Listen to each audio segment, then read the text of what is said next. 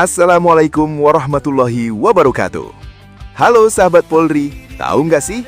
Huntap yang sedang dibangun oleh Polri kini sudah menunjukkan perkembangan luar biasa. Lahan yang dulu berupa bukit, sekarang telah diratakan dan siap menjadi hunian tetap bagi masyarakat Aceh Tamiang yang rumahnya hilang akibat banjir. Terlihat para pekerja mulai mengorek pondasi. Coran pondasi sudah tertuang, lantai pun mulai dicor dengan rapi. Tiang-tiang berdiri kokoh, dan kini dinding pun mulai terpasang. Wah, keren banget kan? Pasti keren, karena semua ini adalah wujud nyata kepedulian Polri untuk masyarakat.